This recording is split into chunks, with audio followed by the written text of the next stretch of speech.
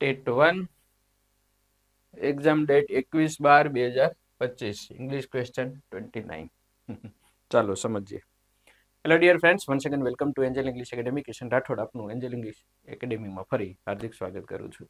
બહુ જ મસ્ત મજાનો આજનો ટોપિક છે, અથવા તો આજનું પેપર સોલ્યુશન છે. આપણે સ્ટડી કરી રહ્યા છીએ અત્યારે 2025માં લેવાયેલી વિવિધ પરીક્ષાઓના પેપર સોલ્યુશન ઇંગ્લિશના. અગાઉ આવી ગયા છે, ઘણા બધા આવી રહ્યા છે. બધા 2025માં લેવાયેલી દરેક પરીક્ષાના પેપરનું સોલ્યુશન ઇંગ્લિશનું હું યુટ્યુબ પર પણ આપીશ અને એપ્લિકેશનમાં પણ છે. હવે જ્યારે ટેટ ટાટની વાત આવે, પરીક્ષા આવી રહી છે, ટૂંક સમયમાં બધાને ખબર છે. સર તૈયારી કરવાની છે. હા, એ તો ભાઈ કરવાની છે ને. આ શું આવી ગયું એને આપણે પહેલા હા તૈયારી વગર કેમ ચાલશે ભાઈ? ચાલો લઈ લઈએ. હવે જ્યારે ટેટની વાત આવે, ટાટની વાત આવે, તો પેપર સોલ્યુશન લઈએ એ પહેલા તમને એમાં જે આવતી ટીચિંગ માટેની વિવિધ મેથડ, પદ્ધતિઓ એ આવડવી જોઈએ. પેડાગોલોજી, પદ્ધતિ શાસ્ત્ર, જેની અંદર ભણાવવું કેમ, એના રૂલ્સ રેગ્યુલેશન્સ, કઈ પ્રકારની મેથડ છે, અપ્રોચીઝ એટલે કે કયા પ્રકારના અભિગમો છે, પછી અભિગમોને નક્કી કર્યા પછીથી કઈ મેથડ એપ્લાય કરવાની, અને મેથડની અંદર અલગ અલગ પ્રકારની વિવિધ ટેકનિક્સ, કઈ યુક્તિઓ, કઈ તકનીકો યુઝ કરી અને જે ધાર્યું છે એ પરિણામ આપણે મેળવી શકીએ વિદ્યાર્થીઓ પાસેથી. તો આ બધી વસ્તુઓ છે એ ટેટ ટાટ માટે ટુ મચ જરૂરી છે. કારણ કે આ ટેટ 1ના 21/12/2025ના મેથડના કેટલા 14 પ્રશ્નો છે. ગ્રામરના 11 પ્રશ્નો છે. તો એ 11માંથી વિદ્યાર્થી બહુ જ આરામથી 8-9 પહોંચી શકે તેમ હતા. પછી 4 ક્વેશ્ચન છે એ કોમ્પ્રિહેન્શનના હતા. આના ઉપરથી એ ખબર પડી ગયું કે કોમ્પ્રિહેન્શનની થોડીક પ્રેક્ટિસ કરવાની. જે પાઠ્યપુસ્તક આવે છે તમારું, એ પાઠ્યપુસ્તકમાં રહેલા ક્વેશ્ચન અને આન્સર કરવાને બદલે એક વખત એની સ્ટોરી અને કાવ્ય શું કહેવા માંગે છે એ તમને ખબર હોય. કારણ કે કોમ્પ્રિહેન્શન પાછળ બહુ વધારે સમય ન આપવું, વાંચીને જવાબ આપવાના છે. એટલે એક પ્રકારની તમારે ચોરી કરવાની છે. ટૂંકમાં જોઈને જ્યારે લખવાની વસ્તુ આવી તો ચોરી કરવાની, કોપી કરવાની વાત આવી. એજ ઇટ ઇઝ નથી, પરંતુ જોઈ તમને મળી તો જાય છે, એટલે એ ઈઝી પોર્શન છે. મેથડ જે છે, મેથડના પ્રશ્નો છે મિત્રો, એ ઇમ્પોર્ટન્ટ છે. ઇમ્પોર્ટન્ટ બધાય છે, પણ મેથડના છે. કારણ કે એ મેથડ આખી છે એ શું છે, ભણવા માટે નથી, કેમ ભણાવવું એના માટેની વસ્તુ છે આખી મેથડ. તો મેથડ પછી અલગ અલગ પ્રકારના અપ્રોચીઝ. આમ તો આ મેથડ અપ્રોચીઝ બોર્ડ વસ્તુ છે, બ્રોડ વસ્તુ છે. આમ આપણે લઈએ ને આમ સમજો. તો સૌથી પહેલા આવશે શું? અપ્રોચ આવશે. પછી અપ્રોચ મુજબ અલગ અલગ મેથડ એપ્લાય થાય, અને મેથડની અંદર પછી કઈ ટેકનિકનો આપણે યુઝ કરશું એ વસ્તુ આવશે એમાં. TC technique. હા, તો એ સમજો, પહેલા સ્ટડી કરો.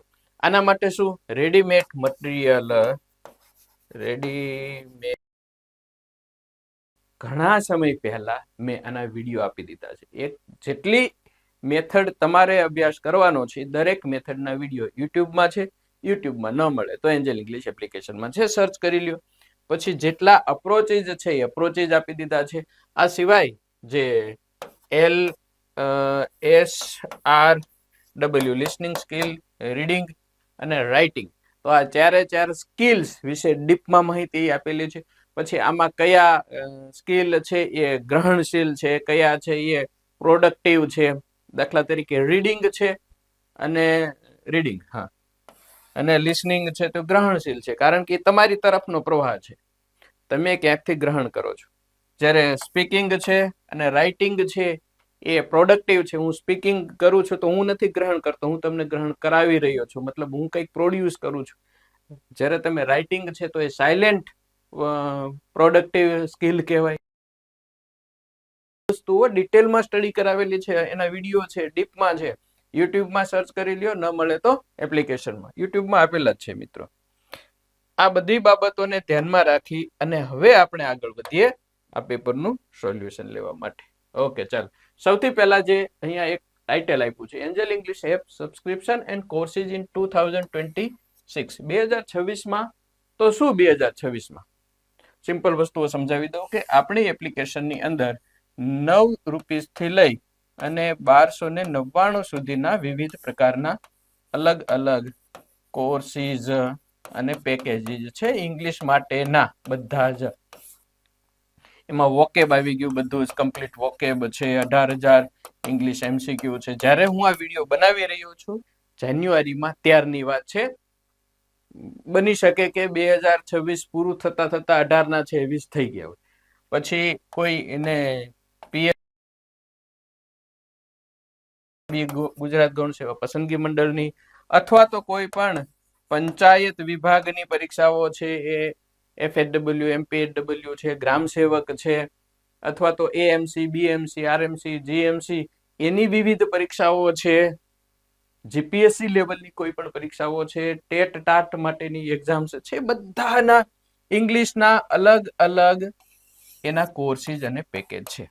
હવે જે કોઈ પણ મિત્રોએ 2025માં આ પેકેજ લીધેલા હોય એને ફૂલ એપમાં કન્વર્ટ કરવા માટે અમે તમને જે પેમેન્ટ તમે કરેલું છે એ પેમેન્ટ ડિડક્ટ કરી, એટલે કે માઇનસ કરી અને બાકીનું પેમેન્ટ કરશો એટલે એ તારીખથી તમને ફૂલ એપ્લિકેશનનું 365 ડેઝનું છે એ સબસ્ક્રિપ્શન મળી જશે. એપ્લિકેશનમાં મિત્રો છે એટલે ડીપમાં બધું કરેલું છે. તમારે કોઈ વસ્તુ સર્ચ નથી કરવા જવાની. આ જ્યારે વિડીયો બને છે ત્યારે 800+ પેપર સોલ્યુશન આપી દીધા છે. અગાઉની વિવિધ પરીક્ષાઓના 800+ પેપર આપેલા છે. એટલે રેડીમેડ જે કોઈ સક્સેસફુલ વ્યક્તિ છે એ IAS અધિકારી હોય, GPSC પાસ કરી હોય કે UPSC પાસ કરી હોય, એક વસ્તુ કોમન હશે બધા. શું? તૈયારી કેમ કરવી એની એક બાબત કોમન હશે કે અગાઉના પેપરને સોલ્વ કરવા. તો અગાઉના પેપર તમારે ઇંગ્લિશ માટેના જોઈએ છે તો બધી જગ્યાએ તમે જોવા જશો તો મળી શકે, ન મળે એવું કંઈ નથી. પણ એમાં તમારો સમય, એનર્જી બંને યુઝ થવાની છે. પ્લસ દરેકનું સોલ્યુશન જોવાનું. એ બધું મળી ગયા પછી આ જવાબ શા માટે આવે છે, જવાબ તમને મળી જાય. પણ શા માટે આવે છે એ ક્યાં જોવું? આવો અમારી પાસે, બધી વસ્તુઓ અમે તમને તૈયાર કરીને આપીએ છીએ. ઓકે, બાકી હેલ્પલાઇન નંબર છે, વધારે માહિતી માટે સંપર્ક કરી. Paper solution. Question number first સિનોનિમનો છે, અહીંયા લખ્યો છે કયા ટોપિકનો છે એ. If land absorbs too much waste, nothing will grow on it and it will become unfit to live on. Find out synonym of the underlined word. હવે આખા વાક્યનો અર્થ ન સમજાય તો કોઈ તમારે હેડેક લેવાની જરૂર નથી. સમજાય તો સારી વાત છે, એ તો ખૂબ જ સારી વસ્તુ છે કે કઈ વસ્તુ શું કહેવા માંગે છે.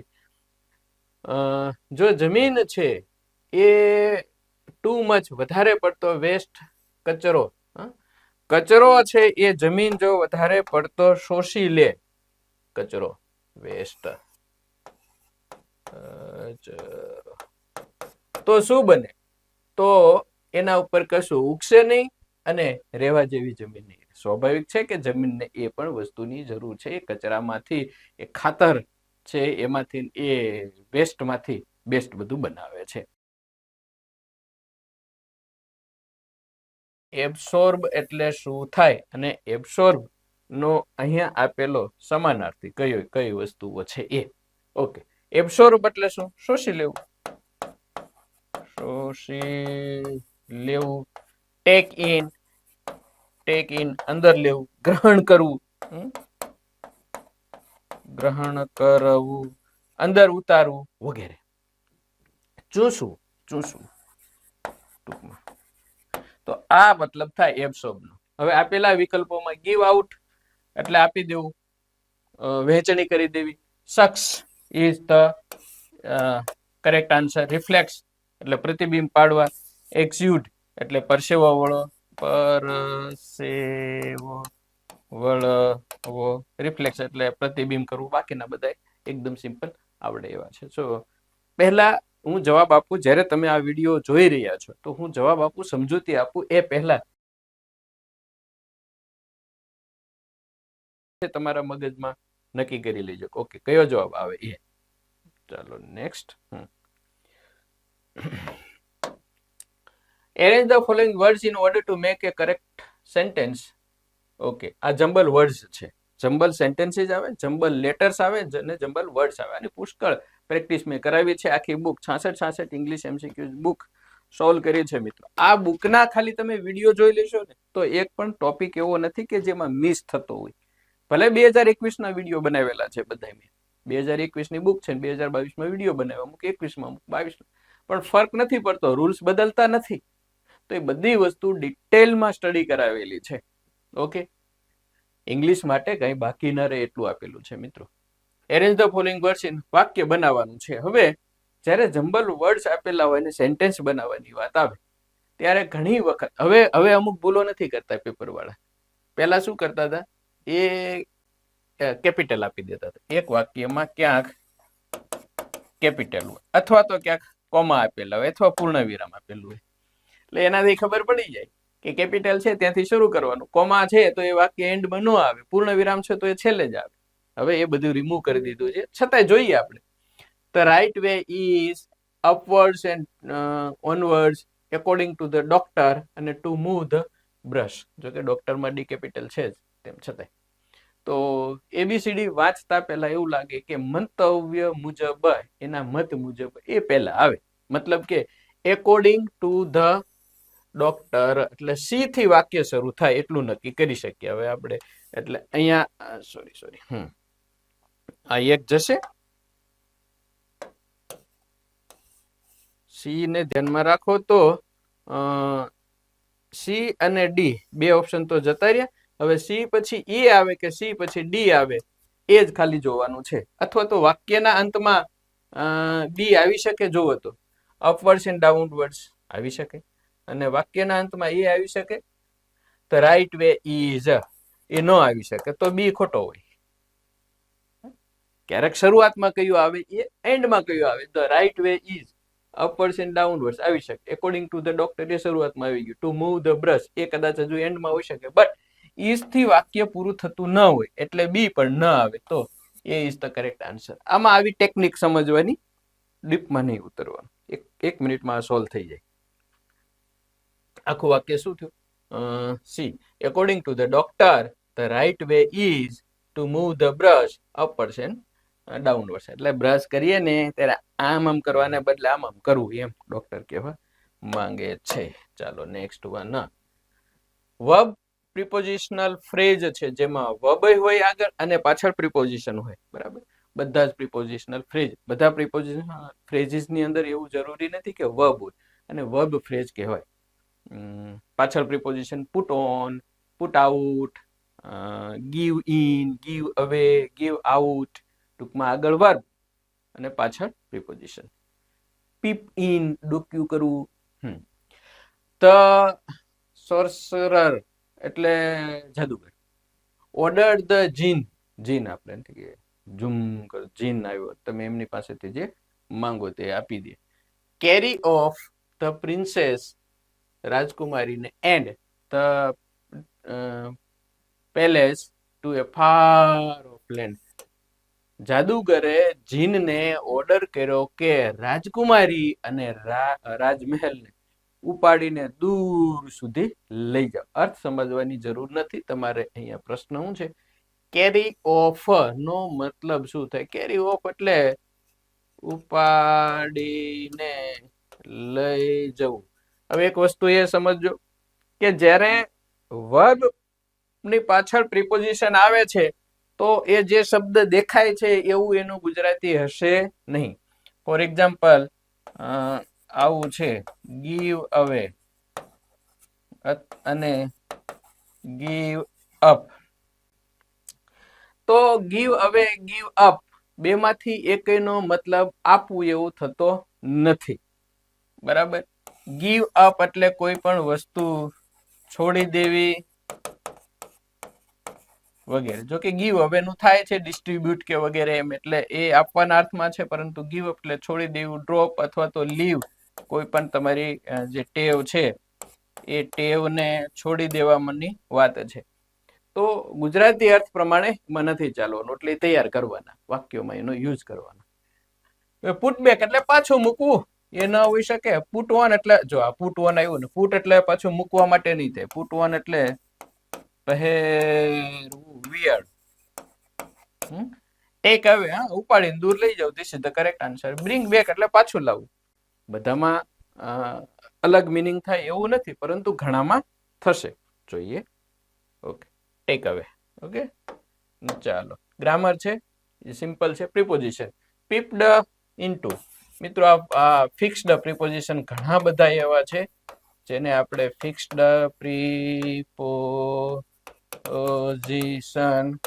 ફ્રેઝિસ કહીએ છીએ. એમાં એ જ આવે એના પછી, લાંબુ વિચારવાનું જ નહીં. બરાબર. જેમ કે ડિસ્ટ્રીબ્યુટ છે, તો ડિસ્ટ્રીબ્યુટ પછી જો પ્રિપોઝિશન આવે તો કાં હોય એમંગ અને કાં હોય બિટવીન. ડિવાઈડ એના પછી પણ એમંગ અને બિટવીન ફિક્સ જ હોય. ડિસ્ટ્રીબ્યુટેડ સ્વીટ્સ, મીઠાઈ વહેંચી દીધી. કેટલા વચ્ચે? Among the students.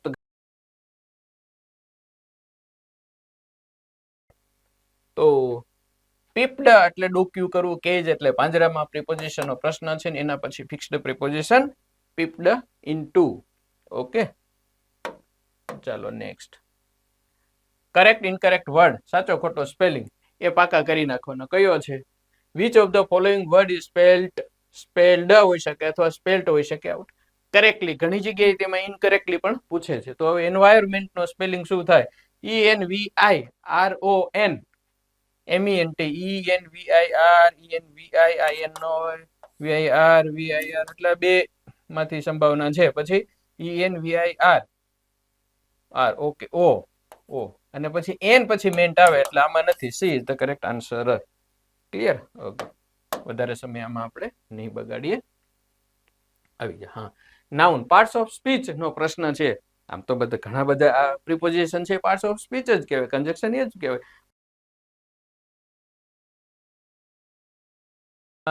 એ શોધવા માટેનો છે. એ જો farmers celebrated the season of cutting crops, identify the parts of speech of the underline. એ કેમ ખબર પડે? એની ઘણી બધી ટેકનિક છે. આ વસ્તુ સમજવા માટે તમારે ફરી પાછા 66 ઇંગ્લિશ એમસીક્યુ બુકના જે એમસીક્યુ સોલ્વ કરાવ્યા છે, ભલે આ પ્રશ્ન એમાં ન હોય, પરંતુ મેથડ તો બદલવાની નથી ને. કે પર્વતમાળાઓની આગળ આર્ટિકલ ધ લાગે તો મેં ભલે એક્ઝામ્પલમાં એન્ડીઝ ને આલ્પ્સ ને હિમાલય લીધી હોય, પણ અરવલ્લી લાગુ પડે. હમણાં જે અરવલ્લીની ચર્ચાઓ ચાલી રહી છે, તો ધ અરવલ્લીઝ એમ જ કેવું પડે. અને આ સિવાય દુનિયાની જે ચાઇનામાં હશે પર્વતમાળાઓ છે, દક્ષિણ અમેરિકામાં છે, ઉત્તર અમેરિકામાં છે, ખંડમાં ટૂંકમાં યુરોપમાં છે, ઓસ્ટ્રેલિયામાં, એક એક દેશમાં કુદરતે પર્વતમાળા આપેલી છે. તો એ બધાની આગળ આર્ટિકલ ધ લાગવાનો છે. આખા જો આમાં એડજેક્ટિવ, એડવર્બ્સ, નાઉન્સ ને પ્રોનાઉન્સ, વિશેષણ, ઓળખો બનાવો 309 થી 321 પેજ ઉપરના પ્રશ્નો છે. તો એ બધા પ્રશ્નોનો વિડીયોમાં ડિટેલમાં સમજાવેલા છે. સ્ટડી કરી લેવાના એક વખત. આમાં શું થશે હવે? કટિંગ ક્રોપ્સ જ્યારે બહુવચન છે. ક્રોપ્સ શું આવ્યું? કેમ ખબર પડી? બહુવચન છે. બહુવચન તો બહુવચન કોનું થાય? નામનું થાય. નામ એટલે શું? સંજ્ઞા. તો આમાં noun is the correct answer. Pronoun નામને બદલે વપરાય તે, I, you, they, he, it વગેરે. એડજેક્ટિવ ક્લિયર, બ્લેક, રેડ, ઘણા બધા આવશે. એડજેક્ટિવ, પોઝેસિવ એડજેક્ટિવ પણ આવે છે. દાખલા તરીકે માય છે, એ છે તો પર્સનલ પ્રોનાઉન નો પાર્ટ, પરંતુ એ એડજેક્ટિવ તરીકે કામ કરે. માય પેન, તો પેનના અર્થમાં વધારો કર્યો એટલે માય છે એ પેન હોઈ શકે. એડવર્બ ક્રિયાના અર્થમાં વધારો કરે છે અથવા એડજેક્ટિવના અર્થમાં વધારો કરે છે. તે વોટ ઇઝ ધ આન્સર? ખોટો નથી આપ્યો ને? આજે ભાઈ, હા, ઓકે છે, એ જ છે.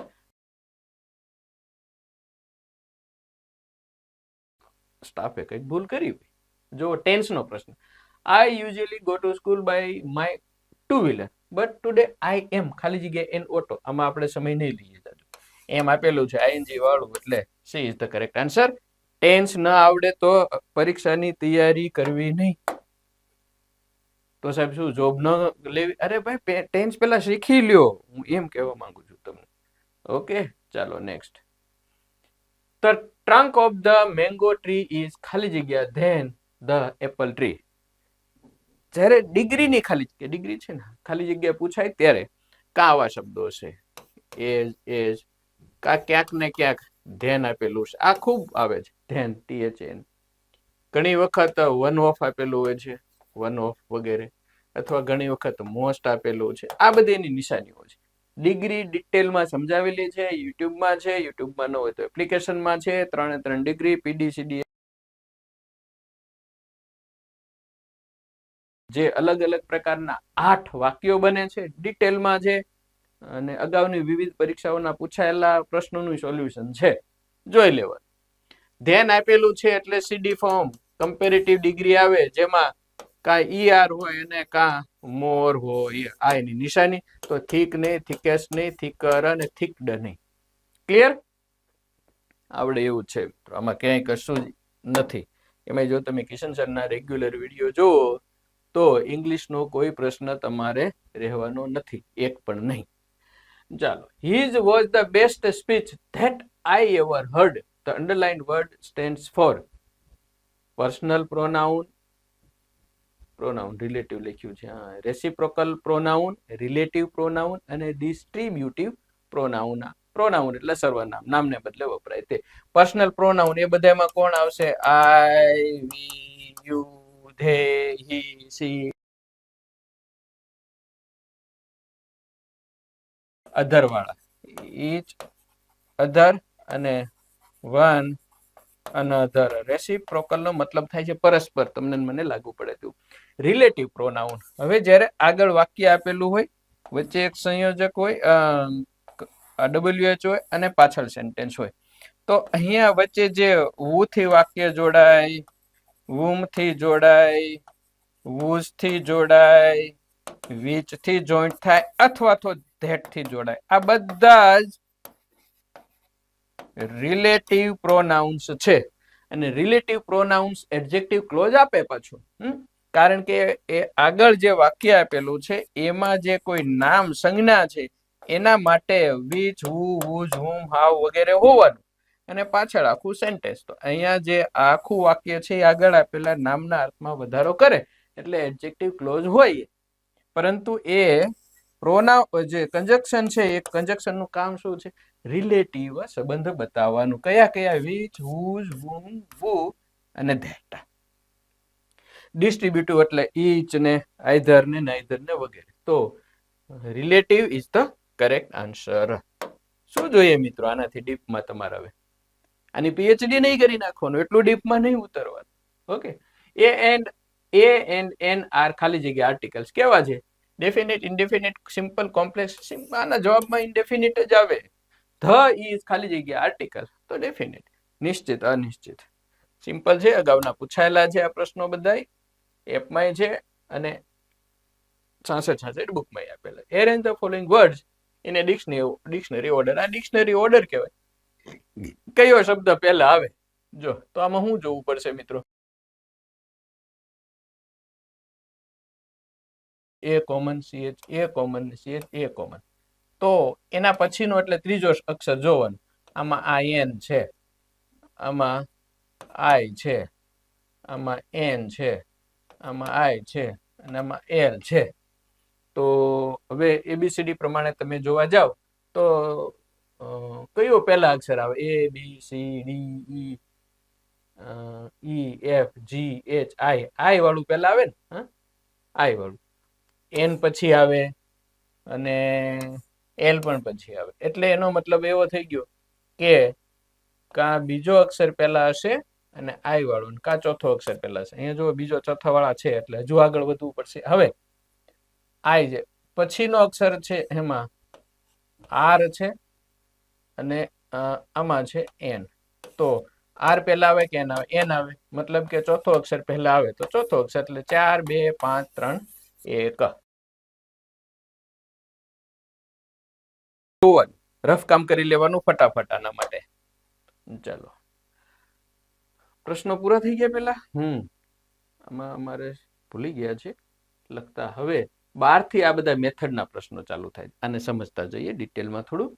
How can a teacher diagnose specific weakness in the students' English language skills? Diagnose. નિદાન કરું. ડોક્ટર નિદાન કરે ને, ડાયગ્નોસિસ કરે, નિદાન કરે. તો શિક્ષક છે એ નિદાન કરવાનું કામ કરવાનું છે. એને શું કરવાનું છે? નિદાન. શેનું નિદાન? વીકનેસ, નબળાઈઓ. સ્ટુડન્ટ્સ ઇંગ્લિશ લેંગ્વેજ સ્કિલ્સ એ ગમે એનું હોય. ક્લાસરૂમની અંદર વિદ્યાર્થીઓની નબળાઈઓ ચેક કરવી છે તો કેવી રીતે થાય? By giving homework without feedback. Feedback લીધા વગર હોમવર્ક આપવું કેમ ખબર પડે? તમે એનું ચેક જ ન કરો, ન હોઈ શકે. By letting student study on their, જાતે સ્ટડી કરવા માંડો, ન થાય ને એનાથી સ્વાભાવિક છે. By observing day to day performance of the students and keeping records of recurring problems. રોજે વર્ક આપવાનું, પછી દરરોજ એનું નોંધ કરવાની, પરફોર્મન્સ કેવું છે એ, અને એનો રેકોર્ડ રાખવાનો. ઓકે, આનાથી ખબર પડે કે વિદ્યાર્થીઓની કઈ નબળાઈઓ છે, સાથે સાથે કયા સ્ટ્રોંગ પોઈન્ટ છે એ પણ મળી જાય. By focusing only on teaching new topics. માત્ર નવા ટોપિક જ ભણાવવા, એનાથી કઈ એની વીકનેસમાં ખબર પડે નહીં. ઓબ્ઝર્વ કરવાનું હોય છે દરેકનું, હંમેશા એ જ રીતે થતું હોય. સિમ્પલ છે, સમજશો તો આવડશે મિત્રો. ચાલો મેથડના પ્રશ્નો ચાલુ થયા છે બધા. નેક્સ્ટ કયો છે? હા, જવાબ આવી ગયો.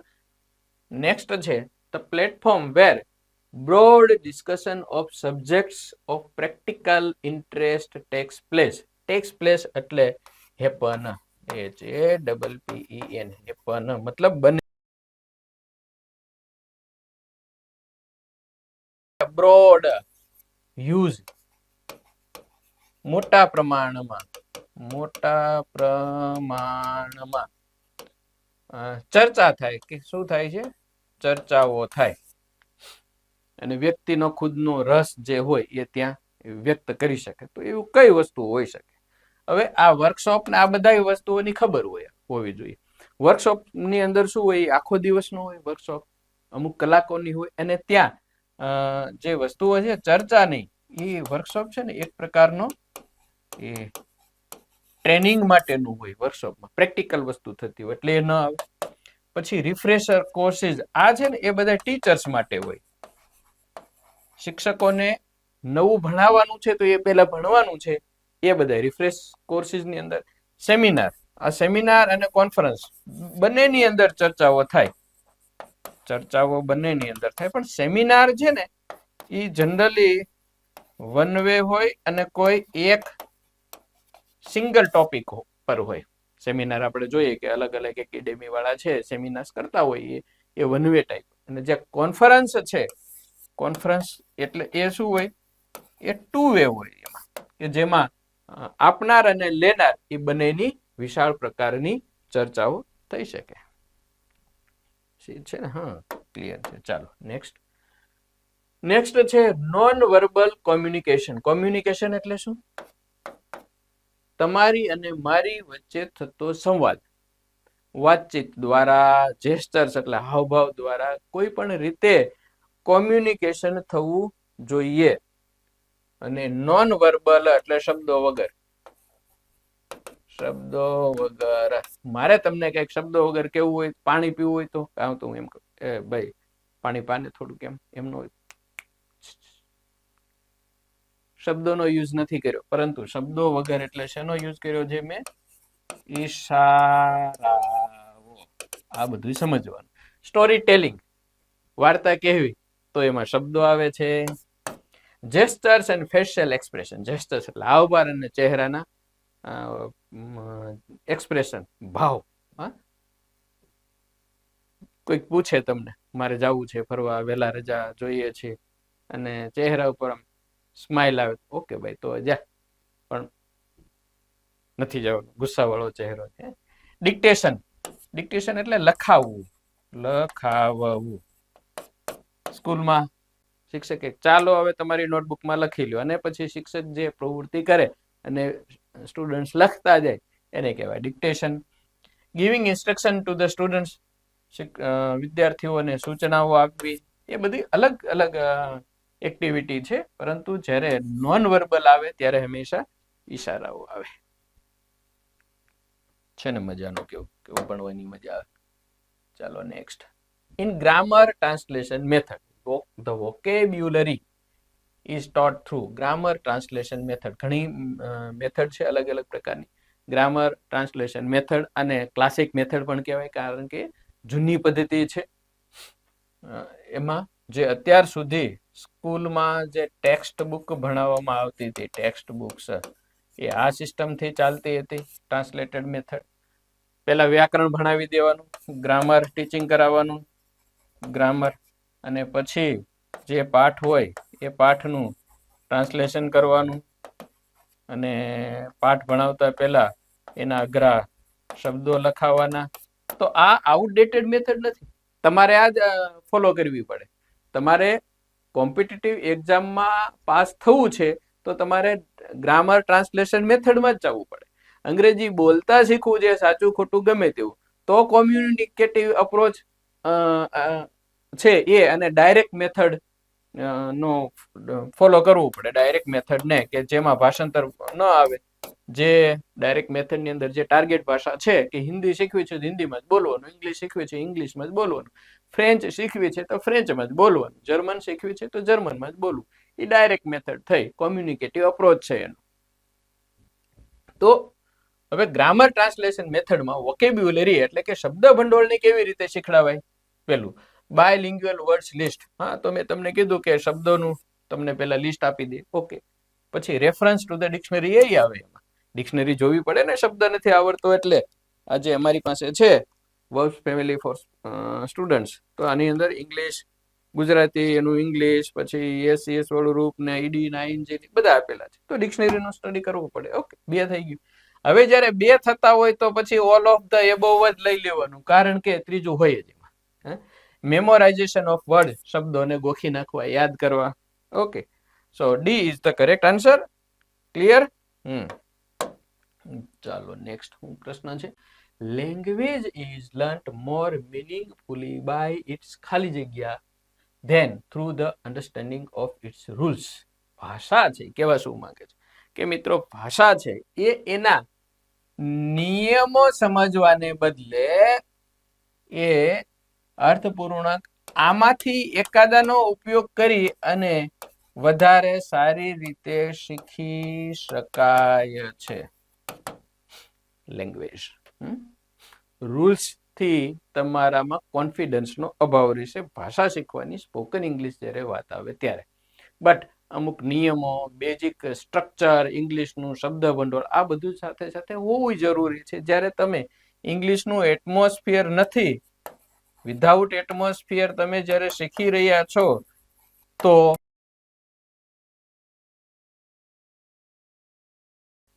પરંતુ તમે એવા વાતાવરણમાં છો કે જ્યાં ઇંગ્લિશ જ બોલાય છે, તો ત્યાં ડાયરેક્ટ મેથડ નો યુઝ થઈ શકે, કોમ્યુનિકેટિવ અપ્રોચ નો યુઝ થઈ શકે.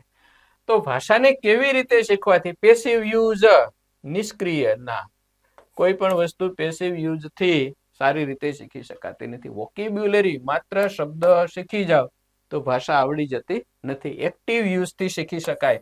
એનો સક્રિય, એક ધારો સતત સક્રિય યુઝ થી, માત્ર ગ્રામર થી પણ કોઈ લેંગ્વેજ આવડી જતી નથી. હવે જુઓ, language is learnt more meaningfully by its active use than through the understanding of its rules. એના નિયમોને બદલે એનો સક્રિય સતત યુઝ કરીને ભાષા છે એ શીખી શકાય છે.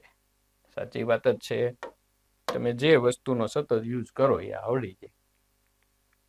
Next, to develop listening skill the teacher can use listening skill.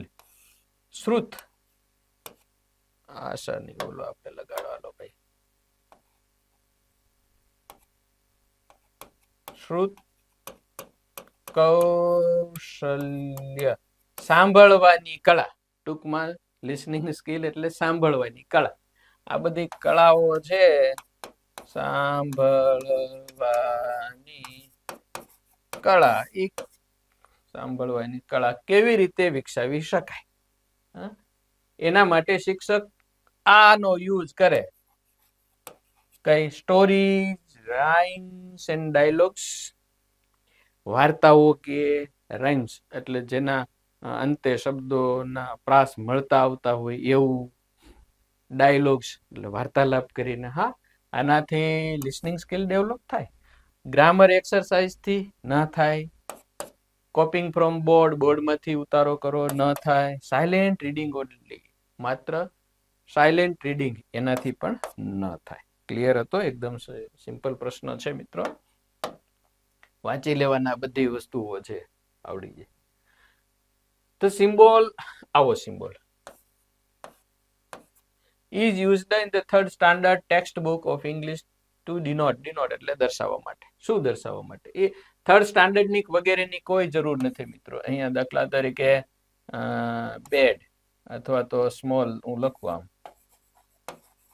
Small, big, અથવા તો અહીંયા બોર્ડ, પછી આમ કરીને આમ કલર, તો આ બબે બે બને ટુ. તો એ કઈ વસ્તુ બની? આખી ક્લાસની એક્ટિવિટી ની, ગ્રુપ વર્ક ની પેર વર્ક બની. કઈ વસ્તુ બની? પેર વર્ક. ઇન્ડિવિડ્યુઅલ વર્ક એની પેર વર્ક. ધોરણ અથવા તો અહીંયા હોય દાખલા તરીકે ક્લાસ એ, તો એ શું કરશે ભાઈ? ક્લાસ એ વગેરે આમ કરીને અહીંયા કઈક ઓપ્શન આપેલો હોય. તો એ પેર વર્ક માટેની આવી નિશાની છે ઇન શોર્ટ. ચાલો next. which of the following techniques, આજ પ્રશ્ન હતો ને, પેર work. which of the following techniques are used in the communicative approach of English language teaching? communicative approach, વ્યવહારુ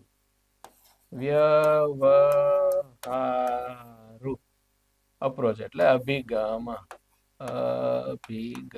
વ્યવહારુ અભિગમ એટલે શું?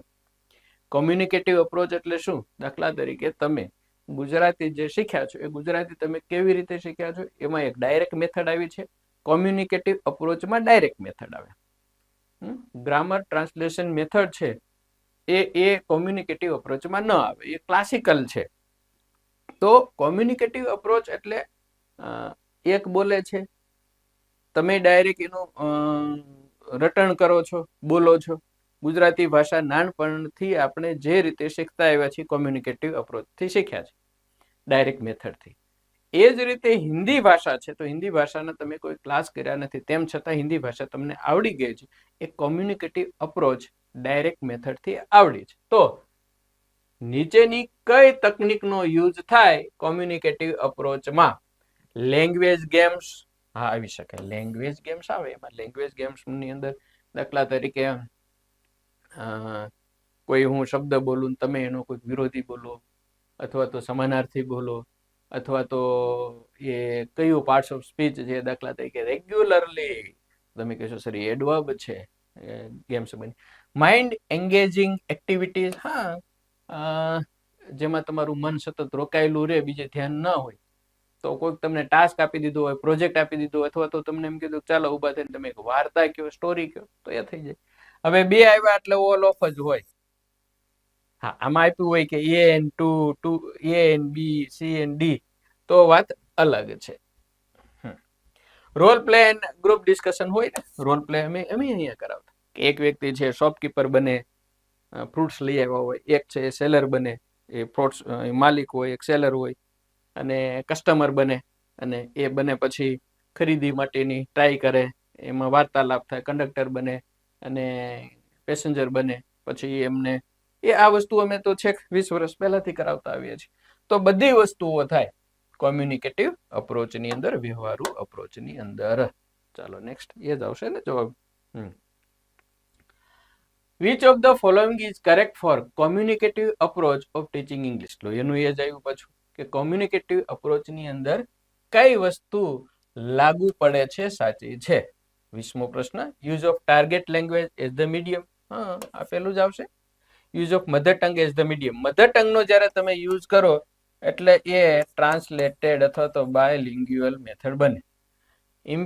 હા ચાલે. Emphasis on form rather than meaning. Form ઉપર એટલે એમાં ગ્રામર ના રૂલ્સ ઉપર જવાનું. Focus on translation into mother tongue, એ પણ ગ્રામર.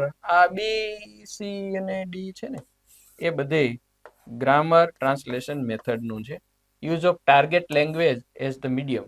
ફ્રેન્ચ બોલવી છે તો ફ્રેન્ચમાં જ વાત કરો, હિન્દી બોલવી છે તો હિન્દીમાં જ વાત કરો, ગુજરાતી શીખવી છે તો ગુજરાતી. આ વસ્તુ છે એ વ્યવહારુ અભિગમ છે, ડાયરેક્ટ મેથડ. ચાલો નેક્સ્ટ. નજીકમાં આવ્યા છે આપણે હવે, છે ને. ખાલી જગ્યા of learning English observes the scientific path of the language acquisition, LSRW. જે ભાષા LSRW સિસ્ટમથી શીખાય એને નેચરલ વે પણ કહેવાય. ભાષા શીખવાની કુદરતી જે પદ્ધતિ છે, સિસ્ટમ છે, એ કઈ? LSRW. એટલે લિસનિંગ, સ્પીકિંગ, રીડિંગ અને રાઇટિંગ. આપણે ઊંધું ચાલુ કરીએ છીએ. લિસન એટલે કૂવો ભરવાની વાત છે. સ્પીકિંગ, કૂવો ભરાણો તો અવેડામાં આવે. જૂની કહેવત છે ને કે કૂવામાં હોય તો અવેડામાં આવે. તો પહેલા ઇનપુટ કરો છો, કોમ્પ્યુટરમાં તમે સોફ્ટવેર વગેરે ઇનપુટ કરો છો તો આઉટપુટ મળે. રોબોટ છે તો પહેલા એને બનાવો છો, એમાં સોફ્ટવેર ઇનપુટ કરો છો તો પછી એ આઉટપુટ આપશે. એટલે લિસનિંગ અને સ્પીકિંગ. પછી રીડિંગ, એ વળી પાછું ઇનપુટ છે, સાયલેન્ટ, બરાબર કે અલાઉડ, પરંતુ એ વન વે. લિસનિંગ અને સ્પીકિંગ છે એ જનરલી બે વ્યક્તિઓ કે બેથી વધારે હોય. રીડિંગ અને રાઇટિંગ છે એ વ્યક્તિગત વસ્તુ થઈ ગઈ. તો કઈ અંગ્રેજી શીખવાની સાયન્ટિફિક મેથડ છે એમાં ખાલી જગ્યાઓ આ વસ્તુમાં એ હોય છે, ઓબ્ઝર્વ્સ. ગ્રામર ટ્રાન્સલેશન મેથડમાં LSRW નો હોય. રીડિંગ મેથડમાં LSRW નો હોય. બાયલિંગ્યુઅલ મેથડમાં પણ, કારણ કે બાયલિંગ્યુઅલ નો મતલબ જ છે કેટલી ભાષા? બે ભાષા. એમાં પણ ન હોય. ડાયરેક્ટ મેથડ છે, that is learning English observes the scientific path of language acquisition. Acquisition એટલે ગ્રહણ. Direct method. ચાલો next 22. which among the following is not a characteristic of a professionally competent teacher? ટૂંકમાં જે વ્યક્તિ એકદમ પ્રોફેશનલી વ્યવહારુ શિક્ષક છે એ true teacher. In short, true teacher. આડેધડિયા નહીં. એને શબ્દ વાપર્યો છે, પ્રોફેશનલી કોમ્પિટન્ટ. આડેધડિયા નહીં. તો એ જે શિક્ષક છે, રિયલ ટીચર છે, એનું કયું લક્ષણ નથી? કયું લક્ષણ નથી? ફેસિલિટેટ્સ સ્ટુડન્ટ સેન્ટર્ડ એન્વાયરમેન્ટ. ફેસિલિટેટ્સ એટલે સગવડતાઓ પૂરી પાડે. કેવી? સ્ટુડન્ટ સેન્ટર્ડ એન્વાયરમેન્ટ, વિદ્યાર્થી કેન્દ્રિત વાતાવરણ પૂરું પાડે. હા, એ તો એક સારા શિક્ષક કરે. Awards student engagement in learning process.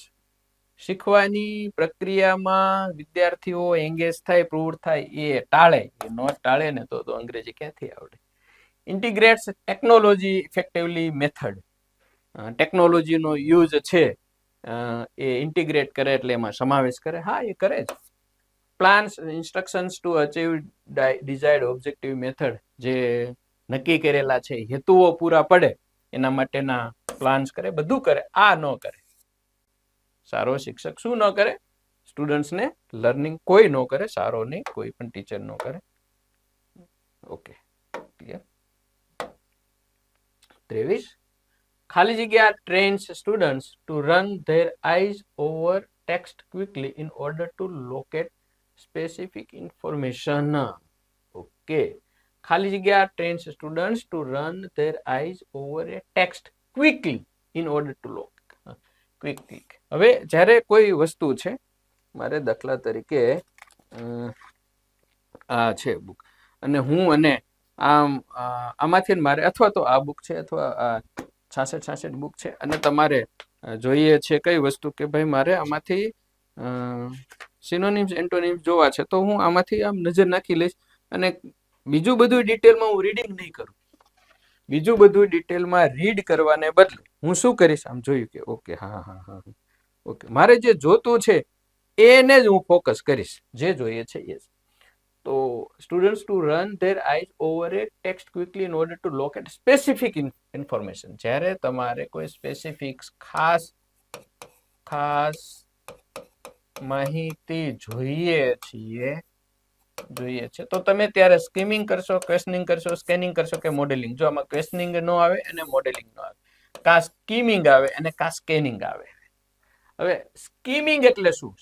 Skimming એટલે દાખલા તરીકે તમે ન્યૂઝપેપર લ્યો છો, આ ન્યૂઝપેપર છે અને એની હેડલાઇન વાંચી તમે, ઓકે ઓકે હા એ આમ કહેવા માંગે છે.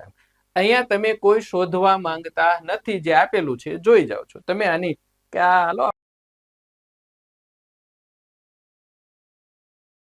બધી ઇન્ડેક્સ જોઈ લીધી, તો એ જે છે એ તમે શું કર્યું, એ તમે સ્કીમિંગ કર્યું, નજર ફેરવી. એમાંય ફાસ્ટ જ હોય છે અને સ્કેનિંગ છે એમાં વેરી ફાસ્ટ હોય. સ્કેનિંગ ની અંદર શું કરીએ છીએ કે દાખલા તરીકે એક આખું રિઝલ્ટ આવી ગયું, અને રિઝલ્ટ ની અંદર અહીંયા બધા નામ આપેલા છે. તો તમે શું શોધશો? એક એક નું જોશો ફટાફટ? નહીં. તમારી સરનેમ જે છે, પટેલ છે કે રાઠોડ છે કે XYZ જે છે, તો તમે ક્યાં એ આપેલું છે ત્યાં તમે કરશો. એને શું કર્યું કહેવાય? એને સ્કેનિંગ કર્યું કહેવાય. તો સ્કેનિંગ છે એ સ્પેસિફિક વસ્તુ શોધવાની વાત છે. તો here the scanning is the correct answer. ડીપમાં બાકી તો હવે ચેટ જીપીટી ની AI છે, તમે પૂછી લો તો સરસ જવાબ આપે. ક્લિયર? ચાલો નેક્સ્ટ એન્ડ ઉપર છીએ. 24 reading allowed max the reading activity. મોટેથી વાંચો તો કેવું થાય? પેઇનફુલ, દુખવા માંડે? નહીં. બોરિંગ નહીં, કંટાળો ન આવે. એન્જોયબલ. હા. મોનોટોનસ એટલે મોનોટોનસ હોવું જોઈએ, પણ મોનોટોની ચાલે. કંટાળાજનક, ટૂંકમાં એકવિધ થઈ જતું હોય એવું, નવીનતા વગરનું એવું નહીં. એન્જોયેબલ. જ્યારે મોટેથી વાંચવાનું આવે છે તો કોઈ પણ રીડિંગ છે એ હંમેશા એન્જોયેબલ બને. આવી વસ્તુઓ ખબર હોવી જોઈએ. ઘણી વસ્તુઓ તો એવી છે કે અમારા માટે અમે કરાવ્યું છે એટલે ખ્યાલ છે. ઇન ટેક્સ્ટ બુક્સ, પાઠ્યપુસ્તકની અંદર રાઇટિંગ ટાસ્ક, લખવાની વસ્તુ છે, that use pictures are called, જેમાં ચિત્રો હોય તો એને શું કહેવાય? ફ્રી રાઇટિંગ ન ખ્યાલ હોય તો એમાં કહી દઈ, એને કહેવાય ગાઈડેડ કમ્પોઝિશન. છે કમ્પોઝિશન, પેરેગ્રાફ વાંચીને જવાબ આપવાનો અથવા સમજવાનું. તો એમાં જે કમ્પોઝિશન છે એ કેવું છે? ચિત્ર છે. તો ચિત્રને ફ્રી રાઇટિંગ ન કહેવાય. ફ્રી રાઇટિંગ એટલે વિદ્યાર્થીઓને કહી દીધું તમને મજા આવી લખી નાખો. એસે રાઇટિંગ તમને ખબર છે, સ્ટોરી રાઇટિંગ એ તમને ખબર છે. ગાઈડેડ કમ્પોઝિશન પિક્ચર આપેલા હોય અને એને સમજવાના ને શીખવાના, જોવાના. That is called. ચાલો ઓકે, હવે પેરેગ્રાફ આવ્યા મિત્રો, એ વાંચીને જવાબ આપવાના. હવે જ્યારે પેરેગ્રાફ એટલે કે કોમ્પ્રિહેન્શન છે, તો પહેલું કામ છે ક્વેશ્ચન રીડ કરો. Where do the villagers mostly work? મોટા ભાગે વિલેજર્સ ક્યાં કામ કરે છે? હવે પેરેગ્રાફ વાંચવાનો. Almost all man in village do work of one kind or another. એક કે બીજા પ્રકારનું કામ કરે. Besides the farmers, the important workers are the carpenters, blacksmith, weavers and the potters. They work in shops, huts, house વગેરે. હવે જો બસ આગળ. Only in shops નહીં, in shops, huts yes, be only in open fields નહીં, only in the blacksmith's workshop. આ તમને બહુ ઝડપથી મળી જવાનું છે મિત્રો. ક્લિયર? ચાલો, so B is the correct answer. Next જવાબ શું છે? પ્રશ્ન શું છે? હા, which item is not made by the potter? કઈ વસ્તુ પોટર દ્વારા બનાવવામાં આવતી નથી? એટલે આખું તમે એક વખત રીડ કરી લીધું હોય તો ભલે, ન કર્યું હોય તો હવે ક્યાંથી પાછું આગળ વધશો? તો કાર્પેન્ટર્સ વર્ક્સ વિથ વુડ્સ, કાસ્ટ ને ફાર્મર્સ ને વર્સ ને, ક્યાં તમારે પોટર શબ્દ ગોતવાનો. હાઉસીસ ને વિલે બ્લેક સ્મિથ ને આ હું જે શું કરી રહ્યો છું અત્યારે પોટર શબ્દ ગોતવા માટે સ્કેનિંગ કર્યું. વીવર મેસ ક્લોથ ને women children he also work Potter. હા પોટર. એ પોટ્સ એટલે ઘડા બનાવે છે. ઓકે. પિચર્સ કુંજા બનાવે છે, પ્લેટ્સ બનાવે છે, જગ્સ બનાવે છે, સ્મોલ લેમ્પ્સ બનાવે છે વગેરે. તો એ લેમ્પ્સ બનાવે છે, જગ્સ બનાવે, પ્લેટ બનાવે છે, બેડશીટ બનાવતા નથી. ઘણી વખત એવું બને કે વાંચવાની જરૂર ન પડે. પોટર કુંભાર કઈ વસ્તુ બનાવે? લેમ્પ્સ દીવડા બનાવે, જગ્સ બનાવે, પ્લેટ્સ બનાવે, બેડશીટ બનાવે નહીં.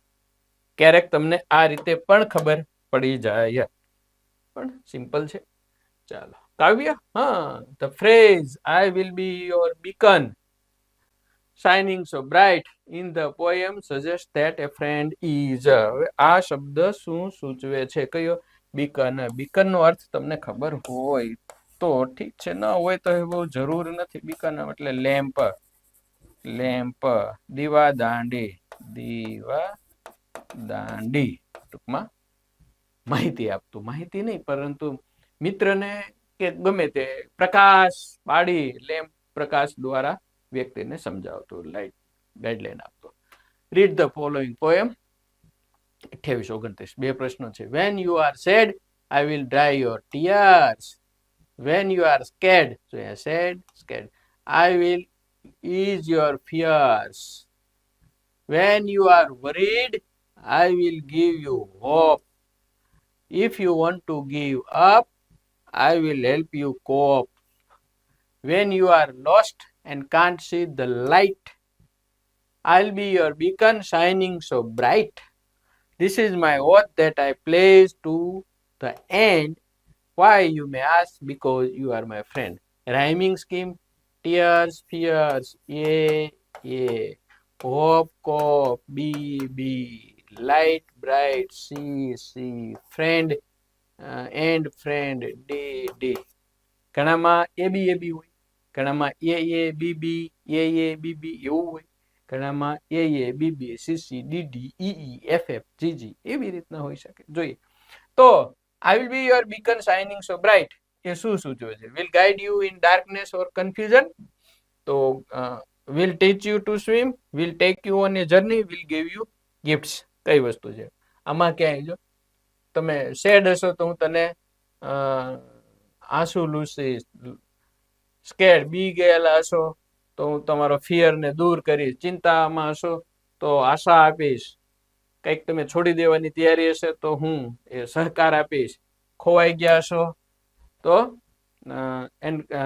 પ્રકાશ જોઈ નથી શકતા તો હું તમારો શાઇનિંગ બ્રાઇટ સ્ટાર બનીશ. I will guide you in darkness and confusion. I will teach you to swim, તરતા શીખડાવીશ. વિલ ટેક યુ ઓન જર્નીમાં લઈ જઈશ. Will give you gift. નહીં, સિમ્પલ છે એમ. ઓકે, તમે કહેશો સર તમે તો એમ જ કહો છો આ બધું સિમ્પલ જ છે, પણ ખરેખર સિમ્પલ છે, એટલું બધું ટફ નથી મિત્રો. Same paragraph. Which quality of friendship is most highlighted in the poem. આ પોએમની અંદર કઈ ક્વોલિટીની વાત છે? Going to school together? નહીં, આ વાંચ્યા વગર આવડી જાય. પ્લેઇંગ ગેમ્સ, ભેગા રમવાની વાત આવે નહીં. Sharing secrets? નહીં. Supporting and caring difficult times. એક વખત તમે વાંચી લીધું છે, ગ્રહણ કરી લીધું છે, તો બીજી વખત કદાચ રીડ કરવાની જરૂર પડશે નહીં. છે નેક્સ્ટમાં કઈ નથી. ઓકે, આની માહિતી તો આપણે આગળ લઈ લીધી, બરાબર ને? ચાલો તો શું કરશો હવે? સબસ્ક્રાઇબ કરશો અને વગેરે જે છે. ઇંગ્લિશ માટે મિત્રો ફરી once more I M telling you કે એન્જલ ઇંગ્લિશ એપ્લિકેશનમાં, બુક્સમાં, યુટ્યુબમાં તમારે જે જોઈએ છે અમે તમને આપીએ છીએ. જો તમને એવું લાગે કે હું 1 માર્કથી 2 માર્કથી કે અંગ્રેજીને કારણે રહી જાઉં છું, ઘણા મારા મિત્રો છે, સ્ટુડન્ટ છે, 3-4 વર્ષથી મારી સાથે જોડાયેલા છે, જોબ કરે છે, તૈયારી કરવાનો સમય મળતો નથી, છતાંય પીએસઆઈ થવું જ રહી જાય છે ઇંગ્લિશમાં. આવા દરેક મિત્રોને વિનંતી છે કે 6 મહિના મને આપી દો તમારા ઇંગ્લિશની તૈયારી માટેના એપ્લિકેશનમાં આવી જાઓ. તમારે કોઈ ક્વેશ્ચન ક્વેરી હોય તો 83-47-26-24-28 ઉપર મને સંપર્ક કરો, વોટ્સઅપ કરો, મેસેજ કરો, અને I will be there as your beacon. તમારા દીવાદાંડી તરીકે હું ઊભો છું. યુટ્યુબમાં વિડીયો આવે છે, સબસ્ક્રાઇબ, લાઇક, કોમેન્ટ વગેરે કરશો. તમને સારું લાગે છે તો બીજાને પણ શેર કરશો, ફાયદો થવાનો છે. મળીએ નેક્સ્ટ વિડીયોમાં. Thanks. Have a good day. જય હિન્દ, જય ભારત.